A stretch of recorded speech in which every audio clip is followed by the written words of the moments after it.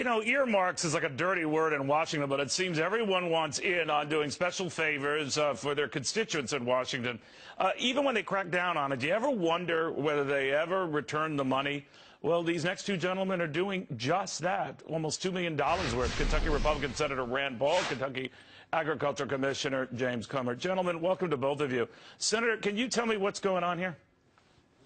Well, we hope it's contagious, turning money back in.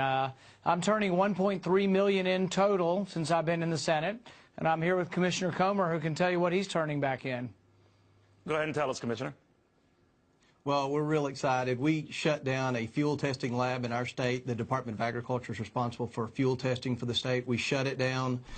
We privatized the services. We eliminated the state employees that were working there. We eliminated those jobs, turned it over to a private company. There was an earmark for $1.65 million to construct the fuel lab. We auctioned the fuel lab equipment when we privatized that government service, and it brought enough money to return to the taxpayers for $1.65 million.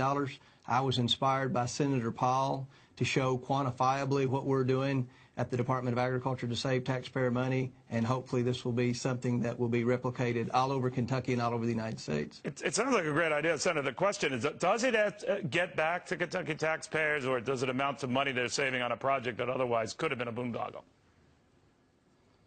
Well, it was a project that, when we went in, was losing $900,000 a year. It was hemorrhaging money. And we quickly figured out, as with most government services, it's cheaper to be done with the private sector. So we privatized that, and we're saving the taxpayers $600,000 a year. They're still being protected. We still do the fuel testing for the state of Kentucky. We're just saving the taxpayers a lot of money. So when we auctioned off the surplus equipment, it sold very well, and we returned 100% of the money back to the taxpayers of Kentucky. It's interesting, Senator. It comes at a time where we fear that a lot of money that heads to Washington, projects that leave Washington, never really gets back to the folks affected. We've also just found out this week, Senator, that of the Hurricane Sandy money, $60 billion worth, two-thirds haven't even been spent or utilized. In New Jersey, Chris Christie's state, it's closer to 75%. You want to weigh in on that? Well, you know, one of the things I suggested is don't give them all the money at one time. I suggested that Sandy funding be given 1 year at a time, and I actually voted to give Sandy funding, but to offset it with spending cuts. So I think there are ways you can help people. We've had need for help in Kentucky before, but I've always advocated that if you spend some extra money, that you offset it with cuts somewhere else. I actually have a bill that would say to all government employees, I'll give you a bonus if you find savings throughout government. So I think there are a lot of good government ideas that we could utilize that would save the taxpayer millions, if not billions of dollars. But then, Senator, what do you make of the fuss that was created at the time, particularly when Governor Christie was targeting House Speaker Boehner for holding up getting that money back to New Jerseyans, because he said they desperately needed it and this is no time to dilly-dally. I'm paraphrasing. Now it turns out a year later that much of that, the majority of that, hasn't even been spent.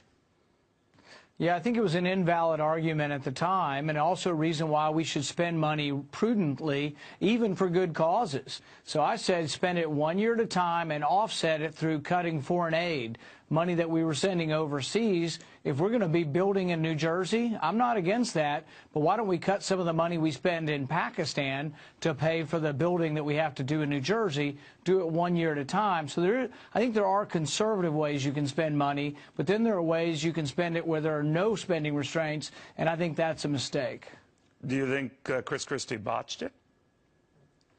Well, I think, you know, sort of this give me my money now was not really the best attitude. There was a tragedy, people were in need, but the fact that most of the money hasn't been spent a year later argues for maybe the money should have been given out a little bit at a time, and maybe that money should have been offset with spending cuts, maybe with money we're spending building things overseas. I raise that because there is this battle for the soul of the party, gentlemen, and the sense that whether it's the Libertarian or the Tea Party side versus the more traditional Republican side, and now in your own state, gentlemen, I'll raise this with you first, Senator. Matt Bevin is the Tea Party-backed candidate who's challenging Mitch McConnell for the Republican Senate nomination.